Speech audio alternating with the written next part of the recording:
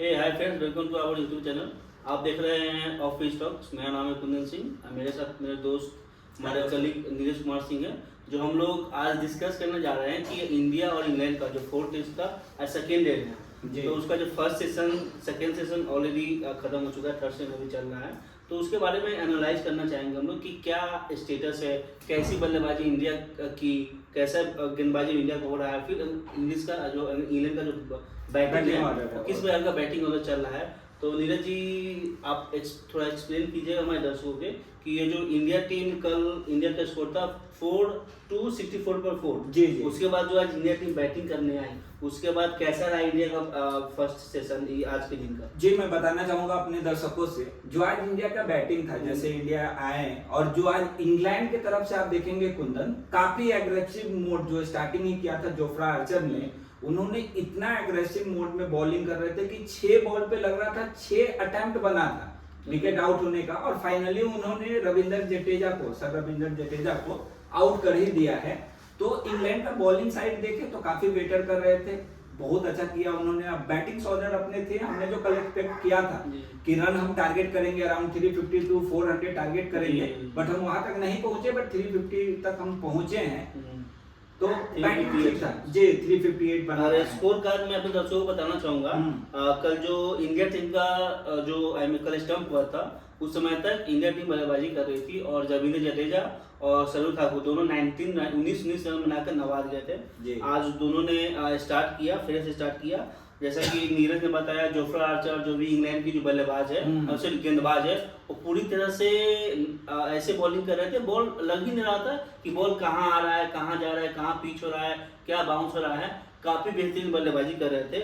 और यहाँ पे आपको मैं स्कोर का बता दूं, यहाँ पे जो कल रविंद्र ने 90 रन बनाए गए थे, आज उसमें सिर्फ 1 रन का इजाफा कर पाए और 20 रन बना के आउट हो गए। उसके बाद सरदुल ठाकुर, मैं सरदुल ठाकुर के बारे में कुंदन आपको बताना चाहूंगा। सरदुल ठाकुर ने काफी हद तक बहुत अच्छी बल्लेबाजी किया है उन्होंने। उस सिचुएशन पे उस बॉलिंग अटैक को वो बहुत डिफेंसिव तरीके से खेल रहे थे, और उन्होंने अपना काफी समय दिया है ग्राउंड पे। और उनका साथ देने के लिए जो आए थे हमारे वशिंदर सुंदर, उन्होंने भी 90 बॉल्स खेला है, 27 रन बनाए। बट मैं कहना चाहूंगा कि उन्होंने जो पिच पे टाइम दिया वो बहुत बहुमूल्य टाइम था इंडिया के पक्ष में, क्योंकि उन्होंने स्कोर कम किया है, बट उनका टाइम ग्राउंड पे देना बहुत ही ज्यादा बेटर था। उसके बाद जो सरुण ठाकुर है, 88 बॉल में 41 रन से बेहतरीन पारी की। उसके बाद उनका जो थोड़ा वशिंदर सुंदर के साथ एक अच्छी पार्टनरशिप हुई, जिसमें वशिंदर सुंदर 90 बॉल में 27 रन बना के योगदान दिया, 2 चौके मारे उन्होंने। उसके बाद अंशुल कंबोज आए और चले गए, कुछ नहीं कर पाए। उसके बाद थोड़ा बहुत रन बुमराह ने 4 रन और सिराज ने 5 रन बनाए। इस बीच ये घटना है कि कल हमने लाइव किया था, तो हमने पॉडकास्ट किया था, उसमें हमें दर्शकों को बताया था हमने कि ऋषभ पंत को जो चोट लगा था उसके कारण आउट हो हो गए। जो उनका जो हड्डी है, जो बोन होता है ना, यहाँ पे जो देखेंगे पैर में जो बोन था, पैर में 5 बोन्स होते हैं, उसमें से एक बोन उनका क्रैक कर गया, जो सबसे लास्ट वाला जो बोन होता है वो क्रैक कर गया था। उसके बावजूद भी ऋषभ पंत यहाँ पे खेलने या बैटिंग करने, आप ये जो हिम्मत है, ये जो जुनून, क्रिकेट के ऊपर जुनून है, अपने कंट्री को जिताने का जुनून है, इसको आप किस नजरिए से देखते हैं नीरज जी? जी, हमने जैसे कल ही कहा था आपको कि ऋषभ पंत एक ऐसे खिलाड़ी हैं, सिचुएशन कोई भी हो वो उतने पेन में सबसे पहले ग्राउंड पे आए। जैसे हमने न्यूज में देखा था, दर्शकों को ऑलरेडी बता दूं कि ऋषभ पंत जब गए एम्बुलेंस से हॉस्पिटल, तो उनको डॉक्टर ने बताया कि उनको 6 वीक तक रेस्ट करना पड़ेगा, वो 6 वीक तक ग्राउंड में आ नहीं पाएंगे। बट फिर भी डॉक्टर के सलाह के बाद भी फिर भी ऋषभ पंत ग्राउंड पे आए, पेन किलर लेकर, उन्होंने अच्छा प्रदर्शन किया। उनका बैटिंग आप देखेंगे, जब दोबारा उन्होंने कमबैक किया था ग्राउंड पे, उनका दौड़ने में उनको स्वाभाविक है थोड़ा प्रॉब्लम्स हो रही थी, बट उनका जो शॉट था, फुटवर्क नहीं कर पा रहे थे, बट काफी बेहतरीन बैटिंग कर रहे थे।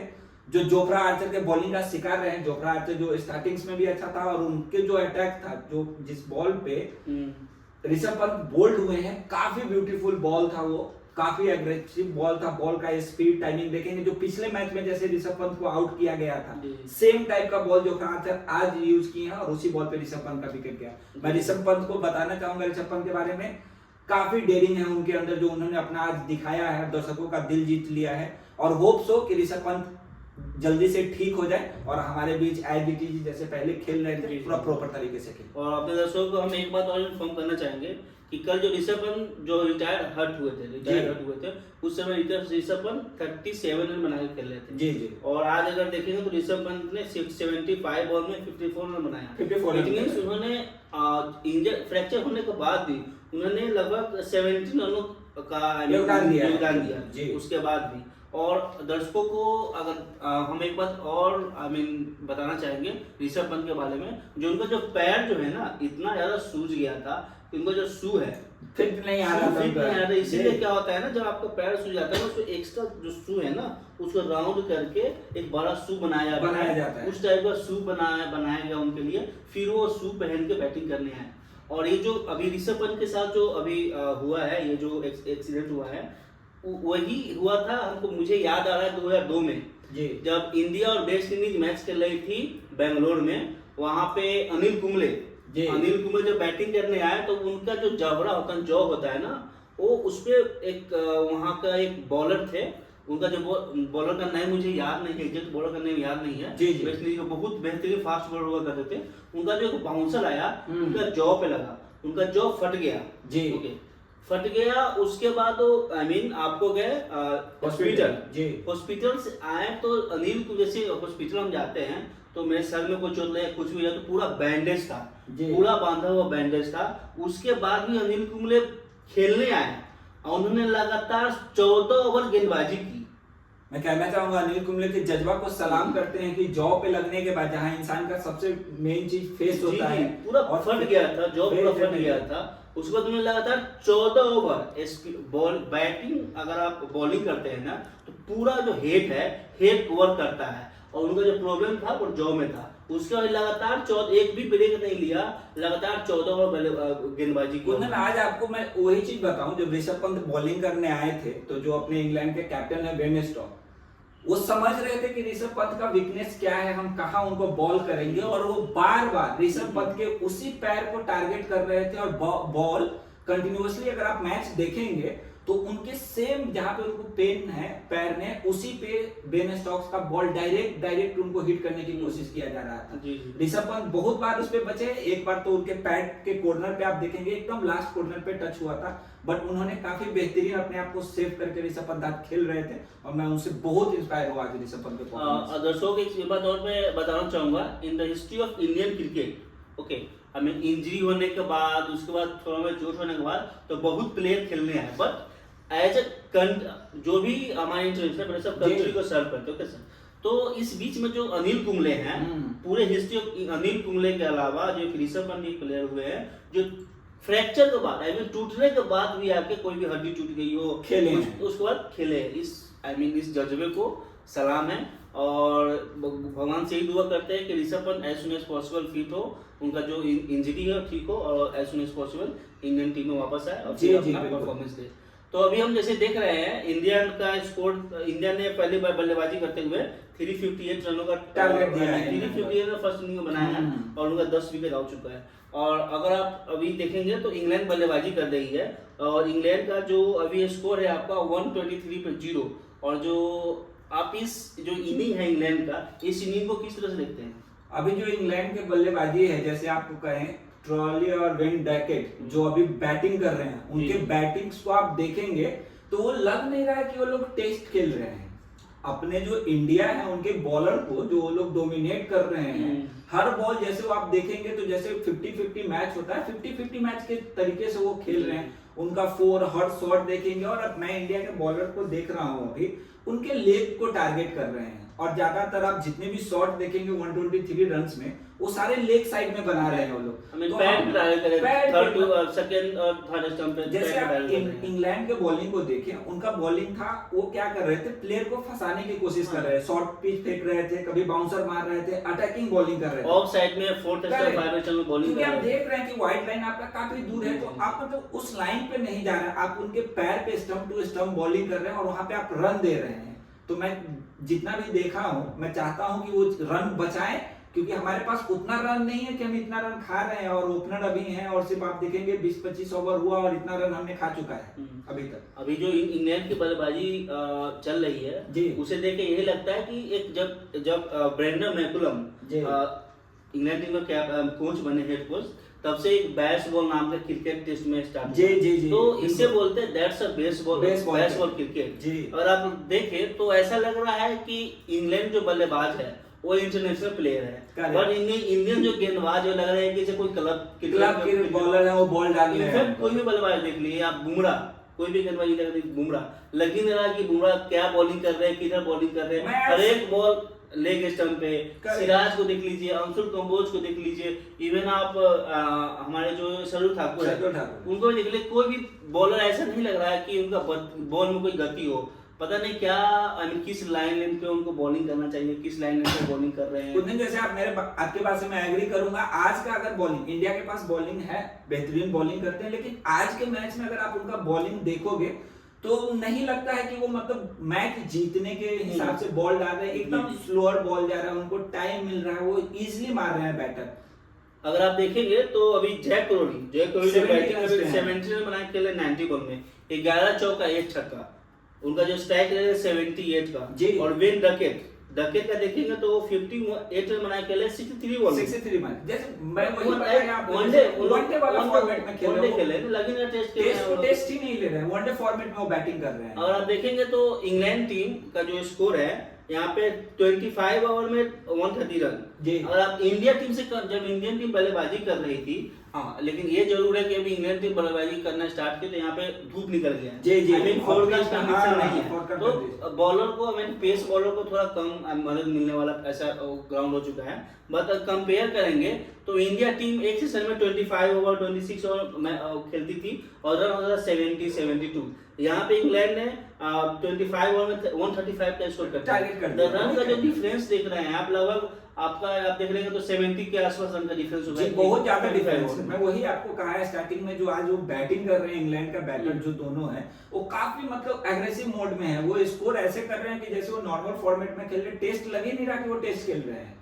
और इंडिया का बॉलर जो हमने पहले भी आपको बताया कि सेम लाइन पे बॉल कर रहे हैं, वो बॉलिंग्स में चेंजेस नहीं कर रहे हैं, सेम लाइन पे डाले जा रहे हैं, वो लोग सेम लाइन पे मार रहे हैं, कोई प्लान ही नहीं नजर आ रहा, प्लान्स नहीं, कोई प्लान नहीं नजर आ रहा है, बॉल फेंके जा रहे हैं नॉर्मल जैसे आ रहे हैं, हम बॉल फेंक रहे हैं। और प्रैक्टिस सेशन में हम कराते हैं कि एक बॉलर आता है, बॉल डाल रहा है, बैटर उसको हिट कर रहा है, आज हम वो देखने मिल रहा है हमें। आपके हिसाब से जो इंडियन बॉलिंग अभी इंडियन बॉलर बॉलिंग कर रही है, तो आपके हिसाब से जो बॉल है, इंडियन बॉलर कहाँ पे बॉल दगाना चाहिए था? मेरे हिसाब से इंडियन बॉलर्स को अभी आना चाहिए, जो वाइड लाइन है आपका उसके इन बिटवीन में बॉल डालिए। आप स्लिप ऑलरेडी लगा रखे हैं, तो आप अगर इंग्लैंड का प्लानिंग देखेंगे, इंग्लैंड 4 स्लिप के साथ खेल रहा था, आप देखेंगे एक लेग स्लिप भी इंग्लैंड लगा रखा था। और उनका प्लान बॉलिंग जो उनके बेन स्टोक्स है, उनका प्लानिंग देखेंगे, वो शॉर्ट बॉल डाल रहे थे। कल साई सुदर्शन को आप देखेंगे तो बेन स्टोक्स ने 5 विकेट चटकाई है इसी मैच में। अब बेन स्टोक्स को कांग्रेचुलेट करना चाहूंगा, उन्होंने आज 24 ओवर की गेंदबाजी की है, 72 रन में 72 रन खर्च किया और 5 विकेट।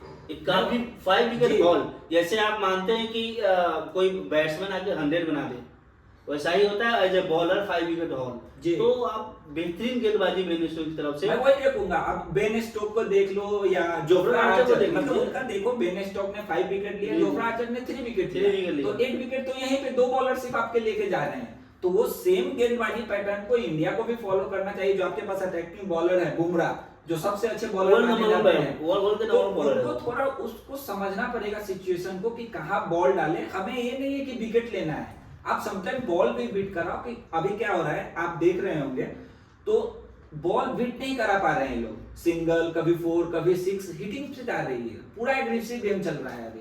और दोस्तों अभी जैसे इंग्लैंड की बल्लेबाजी कर रही है, इसमें इंडिया जो बॉलिंग कर रही है, इसमें कुछ लग ही नहीं रहा है कोई क्या गेम प्लान है, किस गेम प्लान से बॉलिंग हो रहा है। कोई बॉलर आ रहा है कहीं पे बॉल बिग रहा है, कोई बॉलर कहीं पे बॉलर है। मेरे हिसाब से जो इंडियन बॉलिंग को कोई जो कैप्टन है शुभमन गिल, उसको एक प्लान बनाना चाहिए कि हमें किस करेक्ट एरिया पे बॉलिंग करना है। ओके, वो कोई प्लान नहीं दिख रहा है उनको। थोड़ा मतलब वही कुंदन, उनको थोड़ा प्लान के साथ आना पड़ेगा। अगर आपको मैच जीतना है, आपको मैनचेस्टर में रिकॉर्ड बनाना है, तो आपको एक प्लान के साथ गेंदबाजी करना पड़ेगा। ठीक है, आपका बैटिंग ऑर्डर ने कोई खराब नहीं खेला, 350 रन कोई कम नहीं है। तो बस यहाँ पे है कि बॉलिंग ऑर्डर पे थोड़ा सा परिवर्तन करें, उस पर वर्क करिए, कब किसको यूटिलाइज करना है उस हिसाब से। ऐसे भी मैच स्टार्ट होने से पहले ही हम प्रेडिक्ट कर रहे थे अगर इंडिया 300 रन बना लेती है तो काफी अच्छी स्कोर होगी, और इंडिया ने 358 रन, स्कोर काफी अच्छा स्कोर है। बट बॉलर को समझना पड़ेगा, या फिर कैप्टन और फील्डर, ऐसा अभी देखने से लग रहा है कि इंडिया का कंधा पूरा झुका हुआ है, कोई एनर्जी नहीं लग रहा है, क्या ये लोग कर रहे हैं फील्ड पे, कोई थोड़ा सा भी बॉलर, कोई फील्डर, कीपर, कोई एनर्जी नहीं लग रही। यहीं पे ऋषभ पंत का कमी आपको खल रहा है। ऋषभ पंत विकेट के पीछे रहते तो जरूर कुछ ना कुछ हरकतें वो करते रहते हैं, सिचुएशन को समझते हैं, कहाँ बॉल डालना है। आप देखेंगे ऋषभ पंत का मोस्ट ऑफ द टाइम वो बताते रहते हैं बॉलर को कि देखो आप थोड़ा इधर रहो, फील्डर को सेटिंग चेंज करते रहते हैं, आप थोड़ा इधर मूव हो, इधर मूव हो। इवन सुपर किंग को भी बताते रहते हैं, या फिर आई मीन विकेट के पीछे से कुछ ना कुछ आइडिया देते रहते हैं। वही है कुंदन, जो अभी फर्स्ट चल रहा है सीजन, मेरे को लग रहा है कि इंडिया कमबैक करेगी। ऐसा नहीं है कि इंडिया कमबैक नहीं करेगी, बॉलिंग अटैक आएगा उनका भी। कल अगर आप देखेंगे इंग्लैंड का, तो फर्स्ट हाफ मतलब अच्छा नहीं रहा था, बट सेकेंड हाफ में उन्होंने कमबैक किया था। सेम इंडिया भी करेंगे, होप हमारा यही है। होप है कि इंडिया की बल्लेबाज गेंदबाज है, एक लाइन अच्छा करे। और अपने दर्शकों को हम बताना चाहेंगे कि आज जो एशियन क्रिकेट काउंसिल का जो मीटिंग हुआ था, उसमें ये वर्चुअल मीटिंग था, इसमें डिस्कशन किया गया कि एशिया कप का क्या प्लान है। तो उस जो एशिया कप होने वाला है वो सितंबर मंथ में फर्स्ट वीक में आप मान के चलेंगे तो 5 सितंबर से स्टार्ट होना है। यानी हम 1 सितंबर से उस एशिया कप को स्टार्ट करना है। तो बीसीसीआई क्या है ना, बीसीसीआई जो एशिया कप इस साल का जो एशिया कप है इसका होस्ट बीसीसीआई के पास है। ठीक है। तो बीसीसीआई क्या है, ये एशिया कप को होस्ट करना चाहती है। और एशिया कप को होस्ट करने के लिए ऐसे भी तो इंडिया पाकिस्तान आकर नहीं खेलेगी, नहीं पाकिस्तान इंडिया, तो एक न्यूट्रल वेन्यू डिसाइड हुआ है as far I mean news. जो न्यूट्रल वेन्यू डिसाइड हुआ है वो है यूएई। तो एशिया कप को यूएई, जैसे टी20 चैंपियनशिप में यूएई में हुआ था, उसी तरह से तो यूएई में ये एशिया कप शिफ्ट किया जाएगा और वहां पे इसका सारा मैच खेला जाएगा। इसमें क्वेश्चन ये है कि ऐसे में लीजेंड मैच में इंडिया पाकिस्तान का मैच हुआ था, उसमें इंडिया पुल आउट कर दी। ओके, बट एशिया कप में अगर देखेंगे तो इंडिया पाकिस्तान सेम पोल में रहेगी। Okay. तो आपके हिसाब से क्या लगता है कि ये जो मैच होगा उस मैच से इंडिया पाकिस्तान को मैच से इंडिया को पुल आउट करना चाहिए, या फिर एक पॉइंट लूज करके पाकिस्तान को देना चाहिए पॉइंट? देखिए, मेरा कहना है, ये जो हम WCL के बारे में बात कर रहे हैं, वहां से इंडिया पुल आउट किया है, इंडिया का कॉल है, क्योंकि पाकिस्तान के साथ हमारा रिलेशन अच्छा नहीं है, क्योंकि हम उनके साथ हमेशा प्यार जताते हैं, वो हमेशा पलटवार में हमें नफरत ही दिखाते हैं। तो हमें लगता है, देखिए ये बीसीसीआई ने क्या डिसाइड किया और उनका क्या है। देखिए, गेम को एक गेम के जगह पे रखना चाहिए, वेन्यू अलग सेट हुआ है, हम चाहेंगे कि इंडिया उनके साथ खेले।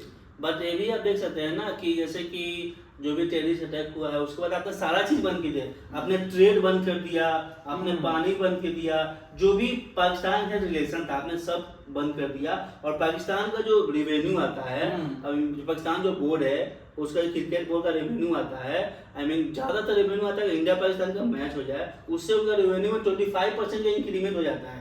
तो अगर आपने सारा चीज बंद कर दिया तो यहाँ पे क्रिकेट पाकिस्तान से खेलना क्यों चाहेगा? तो देखिए, धीरे धीरे क्या होगी ना कि आप जैसे बीसीसीआई के बारे में जाने, अगर बीसीसीआई ऑर्गेनाइज कर रही है तो इसमें पाकिस्तान को हम इनवाइट क्यों कर रहे हैं? सबसे पहले मेरा क्वेश्चन है, अगर हम पाकिस्तान को इस सीरीज श्रृंखला से ही बाहर रख दें कि ना वो इंडिया के साथ किसी भी कंट्री के साथ वो ना खेले, अगर बीसीसीआई अगर ये चीज चाह रही है कि क्रिकेट एशियन क्रिकेट काउंसिल में आप देखेंगे तो पाकिस्तान का भी शेयर है, तो ऐसा नहीं है कि आप पाकिस्तान को आप उसमें आउट कर सकते हैं, तो या फिर आप एशिया कप को कैंसिल कर दीजिए। बीसीसीआई के पास होस्ट राइट है, तो बीसीसीआई क्यों एशिया कप करवाना चाहती है? मैं वही बोल रहा हूँ। तो फिर यह क्या होगा ना कि अगर क्रिकेट के लेवल पे अगर आप देखेंगे तो इंडिया एक बार पुल आउट किया, it's fine, well and good, कि वो ठीक है।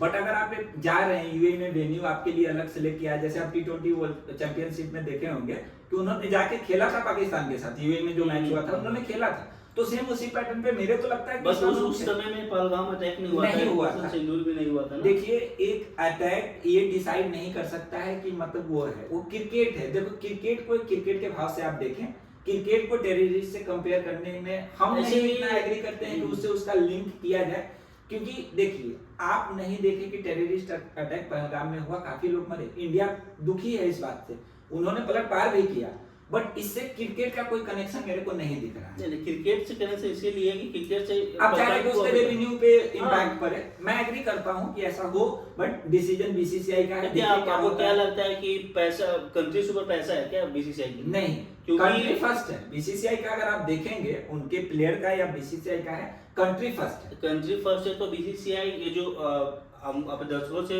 पूछना चाहेंगे, आप कमेंट बॉक्स में भी आप इस क्वेश्चन को रेज कर सकते हैं कि अगर कंट्री फर्स्ट है बीसीसीआई के लिए या फिर इंडियन क्रिकेट के लिए, तो वो ये बीसीसीआई का जो होस्ट है एशिया कप का बीसीसीआई के पास है, तो बीसीसीआई एशिया कप करवाना क्यों चाह रही है? मैं देखिए सिंपल सा एक ही चीज कहूंगा ना कि बीसीसीआई के पास राइट्स है, वो करवाना चाह रही है। अगर इसमें पाकिस्तान आ रहे हैं तो इंडिया का, जैसे आपने बताया कि ऑलरेडी रिलेशन उनके साथ नहीं बना है, तो इन फ्यूचर कोई भी मैच हो पाकिस्तान इंडिया का मैच होना ही नहीं चाहिए। अब आईसीसी में भी कैंसिल कीजिए, आईसीसी में भी कीजिए, बीसीसीआई कोई भी, मतलब इसका ऑर्गेनाइजर ऐसा भी नहीं है बीसीसीआई